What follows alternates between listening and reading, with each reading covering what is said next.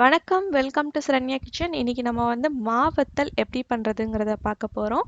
மாவத்தல் நம்ம செஞ்சு வச்சிட்டோம்னா வருஷம் முழுக்கமும் நம்ம வந்து மாங்காவை சாப்பிடலாம். இப்போ வந்து அதுக்கு தேவையான பொருள் வந்து 6 கிலோ அளவுக்கு மாங்காய். இதை வந்து தண்ணியில் நல்லா அலசிட்டு அதை வந்து நம்ம இப்போ கட் பண்ண போகிறோம். நான் எப்படி கட் பண்ணுறது அப்படிங்கிறத 2 வகையில் நான் உங்களுக்கு காமிக்கிறேன்.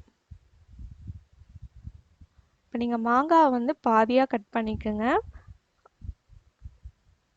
நீங்கள் வந்து இந்த ஒட்டு மாங்காய் தான் இந்த மாவத்தலுக்கு கரெக்டாக இருக்கும். இந்த மாதிரி மாங்காவை நீங்கள் செலக்ட் பண்ணிக்கோங்க. இப்போ பாதியாக கட் பண்ணியாச்சு. அதில் உள்ள கொட்டையை நம்ம எடுத்துடணும். இப்போ மீதி உள்ள பாதியில் பாதியாக நம்ம கட் பண்ணி நம்ம வந்து அதை துண்டாக்கணும்.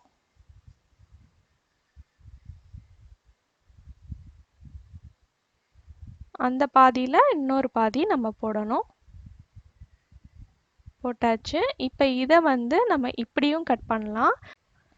மாங்காயில் வந்து இந்த மாதிரி வந்து ஓடு இருக்கணும். அப்போ தான் வந்து நல்லா சுவையாக இருக்கும். நீங்கள் ஓடு இல்லாமல் கட் பண்ணிங்கன்னா அது வந்து சீக்கிரமே வந்து சாம்பாரில் கரைஞ்சிரும். இந்த மாதிரி போர்டோடு கட் பண்ணும் போது நீங்கள் வந்து குழம்புல போடும் போது உங்களுக்கு வந்து மாங்காய் வடு வந்து கரையாமல் இருக்கும்.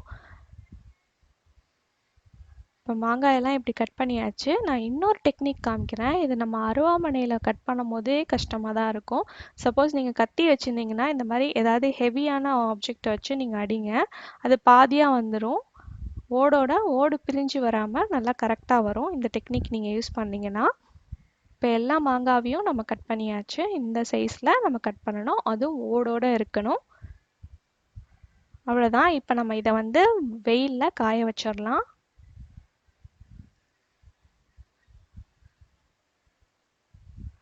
இந்த மாதிரி வந்து தனித்தனியாக நீங்கள் காய வைக்கணும். இப்போ நம்ம ஃபஸ்ட்டு டே காய வச்சாச்சு. ஈவினிங்குள்ளே பாருங்கள் நல்லா காஞ்சிருச்சு இந்த மாதிரி. இப்போ வந்து ஈவினிங் காஞ்சோன்னே மறுநாள் வந்து நம்ம இந்த மாதிரி ஒரு பாத்திரத்தில் பாதி அளவுக்கு தண்ணி ஊற்றி அதில் தேவையான அளவுக்கு உப்பு, இப்போ 6 கிலோ மாங்காவுக்கு இந்த மாதிரி உப்பு நீங்கள் போட்டிங்கன்னா கரெக்டாக இருக்கும். இந்த தண்ணியை வந்து நம்ம கொதிக்க விடணும். கொதிச்ச தண்ணியில் வந்து ஒரு நாள் காஞ்ச மாங்காய் துண்டை வந்து நம்ம இந்த மாதிரி சேர்க்கணும்.